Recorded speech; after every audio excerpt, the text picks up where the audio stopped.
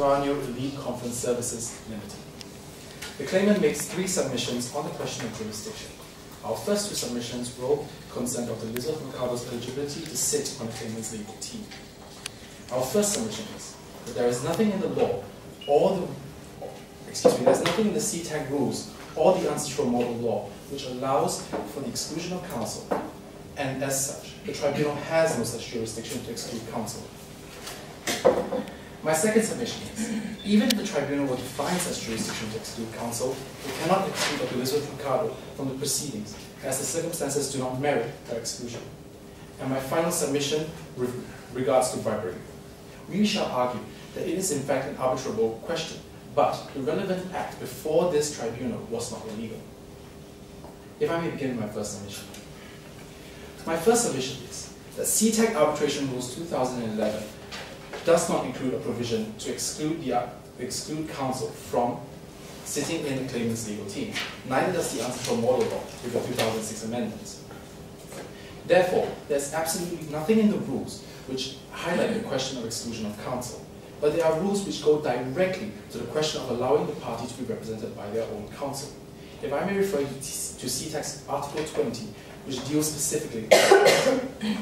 But counsel, the thing is, if there doesn't exist such a rule yet, doesn't mean that the common behavior would be okay. You know that just because there is no rule now doesn't mean that we shouldn't exclude lawyer. And we perfectly understand and agree with the point. However, the key fact is that there is in fact a clause which allows for the exclusion of an arbitrator. And the question before this tribunal is, why hasn't the respondent chosen to make use of Article 30 of the CTAG rules, which explicitly allows for the exclusion of an arbitrator? Counsel, but respondent refers to Article 19.2 of the model law as ground for the tribunal's authority to decide on the challenge of counsel. Can you want to answer that? Article 19 deals with the rules and procedure of the particular tribunal, but if they have no authority to do so, they should not and cannot exclude counsel. We are saying that in fact it's a heavy and ultimately even unwieldy weapon to exclude counsel, because this opens floodgates to potential appeals with regards to this sort of issue. If I may proceed, thank you.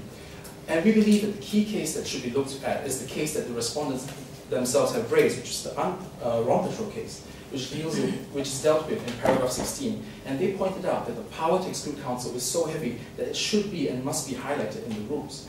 And rightfully so, the respondents pointed out the immutability of the tribunal, Article 56(1)(c), which is present in ICSID cases. But the fact of the matter is, ancestral model law or CTAG arbitration rules does not have these rules. And the question of challenging an arbitrator is very simple. One can and could challenge the arbitrator. If I may move on to my second submission. Thank you. Even if the arbitral tribunal was to find jurisdiction, the arbitral tribunal should not find that the relationships, real or imagined, between the arbitrator and counsel to be inappropriate. And we must apply objective standards, as there is nothing to suggest a lack of impartiality or independence. The respondents have raised the question of the fact that Professor Presiding Arbitrator can deal with a number of lectures that Dr. Elizabeth Mercado handles, and this has a monetary effect on her. But the fact of the matter is, Professor Presiding Arbitrator can separate his personal independence from Dr. Elizabeth Mercado. And are you just assuming that, or? Because Dr. Elizabeth Mercado is in a position, Dr. Elizabeth Mercado, I apologize. It is the duty of the arbitrator to be independent. And Dr. Elizabeth Mercado is not in such a position to influence the Professor Presiding Arbitrator on the matter. Now, Mr. Counsel, while I'm completely aware of how impartial and independent I can be, the concern of the tribunal in this case is whether from an objective outside observer there could be any perceived bias. Even if there is none, if there could be a perceived bias from an objective outside observer's perspective, that could jeopardize the fate of this award. And that is of concern for the tribunal. And this is why the tribunal is wondering why is Dr. Mercado so important to your client? Dr. Mercado is so important to our client because she is an expert on it, and therefore we've hired her to sit on our legal team as an important integral part of this representation. But to cover the other question that you had with regards to Dr. Elizabeth Mercado's Dr. Elizabeth Mercado and their professional relationship, if we were to refer to the IBA guidelines, there is absolutely nothing which deals with the relationship envisaged between Dr. Elizabeth Mercado and Professor Presiding Arbitrator. Now, I will accept that the IBA guidelines are not binding on this tribunal as CTAC has not ratified them, but we will submit them as persuasive authority on the question. If I may move on to the personal relationship with regards to Dr. Elizabeth Mercado. The personal relationship is between Dr. Elizabeth Mercado and Professor Presiding Arbitrator's wife. This is absolutely essential. There is absolutely nothing in the facts which points to Dr. Elizabeth Mercado's relationship with Professor Presiding Arbitrator as a friend. And this is key. The facts are absolutely clear that Dr. Elizabeth Mercado is not Professor Presiding Arbitrator's friend. And we cannot go outside the four walls of the facts presented.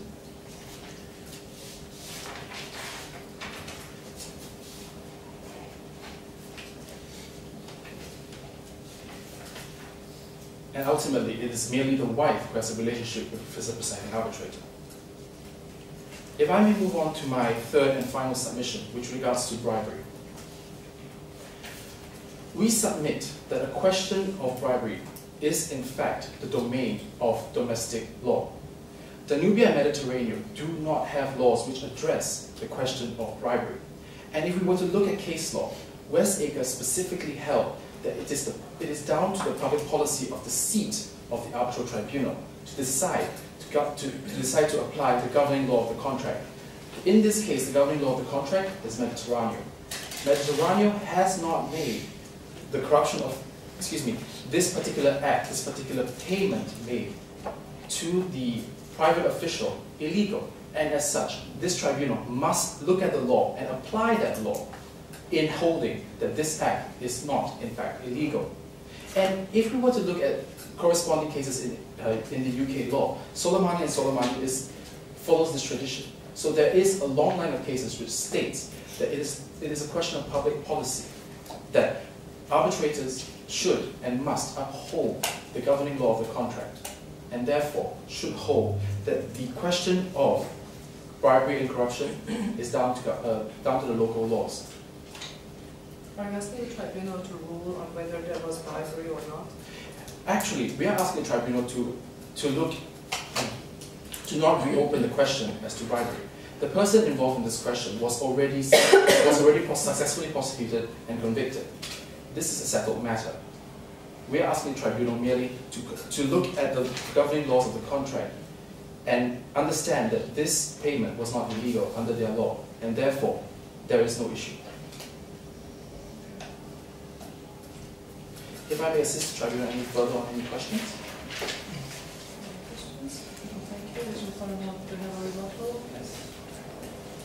Well, first, and as for the claimant's narrow interpretation of the IBA guidelines, the respondent would like to present to this panel the ASM shipping case of the England High Court, which was stated that the IBA guidelines are to be applied with robust common sense, with no room for formal interpretation.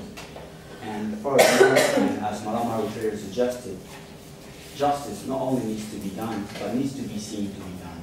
And having Dr. Mercado in these proceedings does not look like justice for the respondent. Thank you. Thank you very much. The question, sorry, I apologize.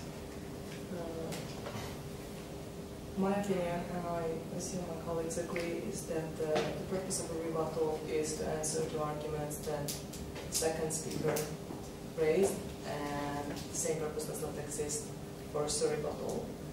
So, unless there was any particular agreement otherwise to have rebuttals in this round, which I didn't hear at the beginning. We reserved 1 minute for 2 rebuttals each.